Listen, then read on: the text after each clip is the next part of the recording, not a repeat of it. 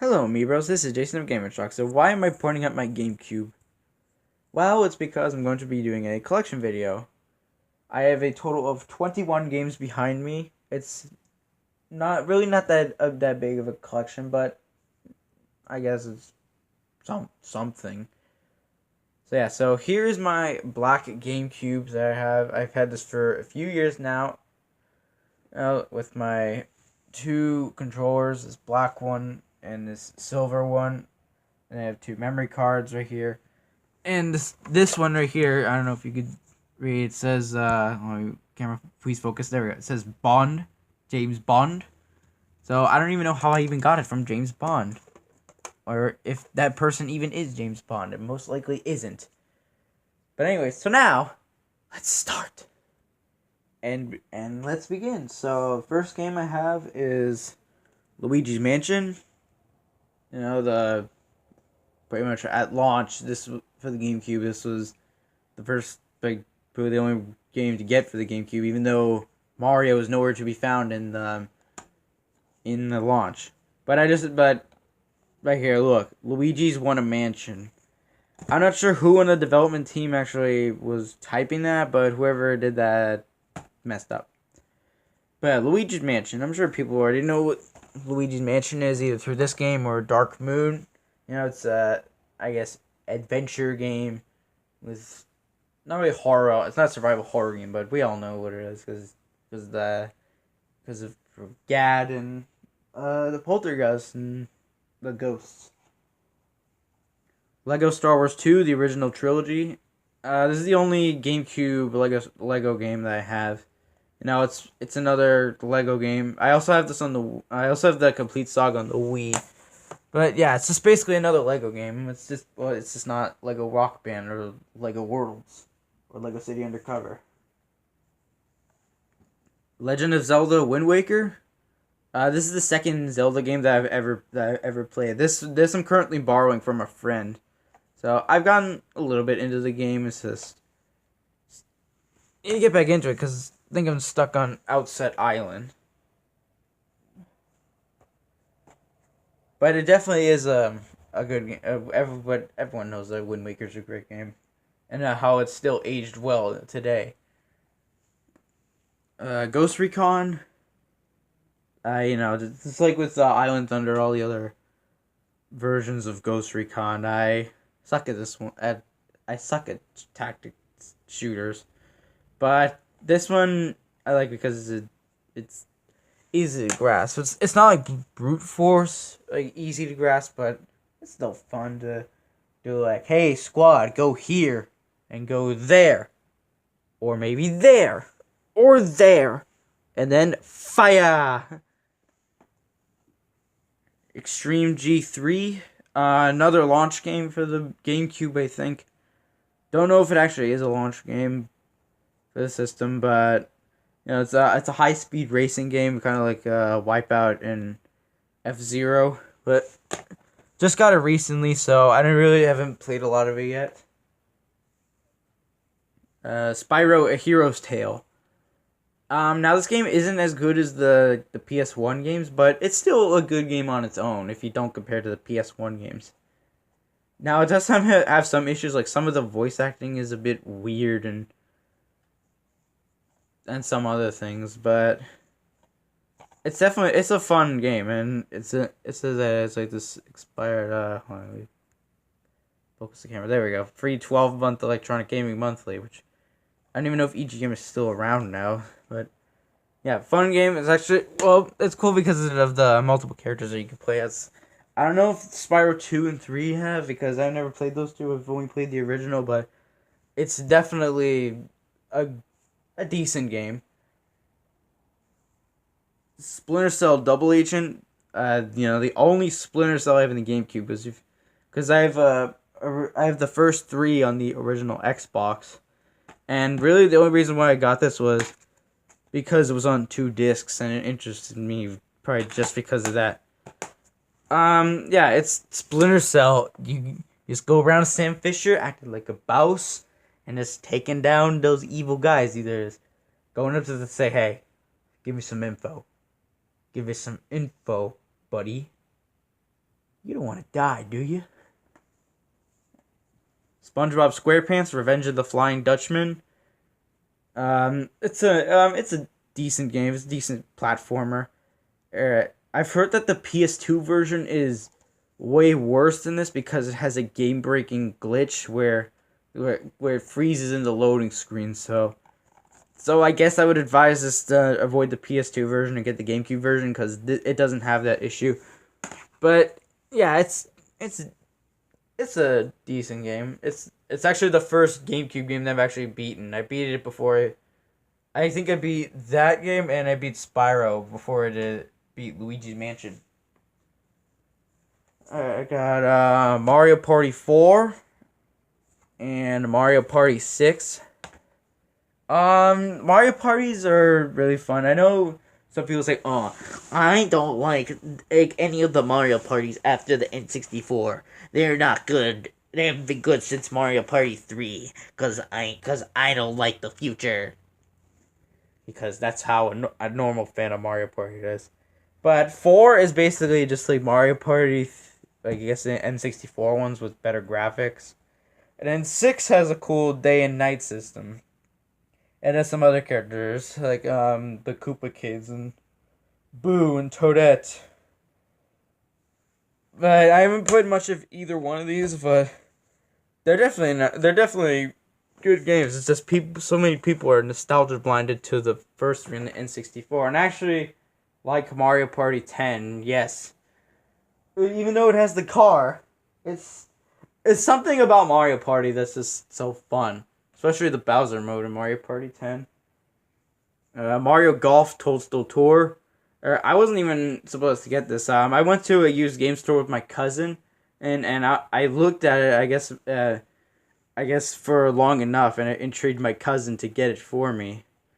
And yeah, so I got it. It's Mario Golf. It's golf. If you like golf, you'll like that game. SpiderMan, Player's Choice SpiderMan. I don't care. That's Player's Choice. You know, the first game based on the first Tobey Maguire movie, and it actually has Tobey Maguire's voice for Tobey Maguire's voice in it, but he sounds like he's daydreaming in the game. Honestly, and I've heard that even as Willem Dafoe in it as well. But fun game with it's Spidey, it's web slinging around. No, decent, good game. It's just hopefully the PS4 one by Insomniac is good, and I heard that Spider-Man 2, the 2004 one, is even better than this game, so I might give that a shot. Resident Evil 4, an awesome game. Everyone knows about Resident Evil 4. It's the game that helped pioneer third-person shooters and put Resident Evil in a new position in gaming, for better or worse, because of the action-based stuff that they did. Yeah, and it's also on 2 discs. And then just try to ignore that only for GameCube stuff, because as we all know, with Resident Evil 4, it was a timed exclusive for the GameCube a little bit, and then it got ported over to the PlayStation 2, never the Xbox for some reason. I don't know why, because everyone knows that Resident Evil 4 is an amazing game that is actually scary in the action-based Resident Evils if you don't count Revelations. But awesome game, and that I can definitely see why it's one of the greatest games of all time. It's definitely my favorite Resident Evil, at least for now, before I try all the other ones. Pac-Man Fever. Pac-Man Fever, Pac-Man Fever, die for me, crazy stuff. No. So, a Pac-Man party game with a bunch of Namco characters, Pac-Man, Miss Pac-Man, Astaroth from Soul Calibur, Heihachi from Tekken, Tiger, I think, also from Tekken, and Riku from Ridge Racer, all in a party game. And it's basically Mario Party, but you start every turn with a mini game rather than at the end of the turn, and depending on how well you do in that mini game, it's about the amount of it's the amount of spaces that you can go, which It's good because you could strategize, like, oh, should I do well in this mini game and to land on this specific space? And that's a cool idea for a party game. Need for Speed Hot Pursuit 2! Another player's choice. Not really much to say about Need for Speed Hot Pursuit 2. It's not one of the open world, not Resident Evil. Resident Evil in cars. Haha, no. Why would we want that? Maybe in the movies. But Hot Pursuit 2, it's basically like mission by mission Need for Speed with the racing. You know, but it still has the chasing, trying to get away from the cops stuff, as it always is with Need for Speed. I don't know how it is with the newer ones, but definitely with that one, it's there. Metroid Prime, which is, of course, fantastic game. I don't think it's the best game on the GameCube because you have to do a lot of backtracking in the game. But I can definitely see like why people really like Metroid Prime and the first one, because of what it did to the series and how it, I guess, pioneered games of this type. I have no idea. I don't really know like the impact of Metroid Prime, but it's cool because now we're getting Metroid Prime 4 hopefully next year for the Switch. If not, then we're getting it in 2019 or maybe this year. I don't know. Zapper, One Wicked Cricket. This game is basically a Frogger type of game. It's basically Frogger with a different name. And it has a cricket. And a bird. A female bird.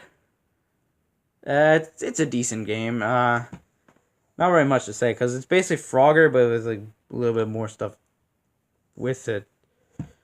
And it has a story. Kind of a story. Why would you play Frogger for a story? Next is Tony Hawk's Pro Skater 3 and Tony Hawk's Pro Skater 4. You know, more of these Tony Hawk games, but that I still completely suck at. But, you know, Tony Hawk used to be this great extreme sports series, the king of the extreme sports games, and then it slowly dwindled, and then Pro Skater 5 and Ride just killed it. But before that, we had these games. Awesome games. Awesome sports games. And I should get some more extreme sports games like SSX and a bunch of other extreme sports games, like especially SSX. Star Wars Rogue Squadron 3 Rebel Strike. I don't have Rogue Squadron, but I've barely even played this game. I've only played the tutorial, which is really weird because usually I'm always interested in what I bought. But I don't know. I should definitely get into that because I played Star Wars Starfighter and the Clone Wars. But yeah, I don't know. Super Mario Sunshine, my very last game. I'm not sure like this is definitely my least favorite out of like the 3D Mario games because the physics in the game are really weird and at times it could feel difficult, like unfairly difficult because of the physics. But regardless of that, it's still a great game. Even though I said it's my least favorite 3D Mario game, even though, well, it doesn't mean it's bad. It's just I could play I prefer this. The other 3D Mario games I prefer over this one, like 64 and the Galaxy games, maybe even 3D Land, 3D World, and definitely Odyssey.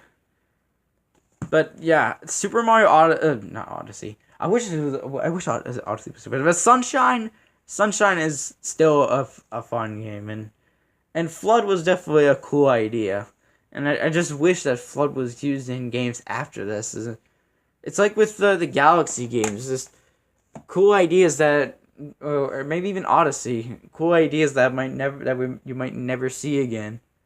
But hopefully, Cappy will actually become more of a thing, and the Lumas, for more than what they are, instead of like just being a part of Rosalina for Smash Bros. And other things. So yeah, that is my entire GameCube collection. So thank you all for watching the video. Please comment, like, and subscribe. And next collection video is going to be my Wii U collection, and then it's going to be my Switch collection, and that will probably be it. So shock the world and us, amiibros. Goodbye.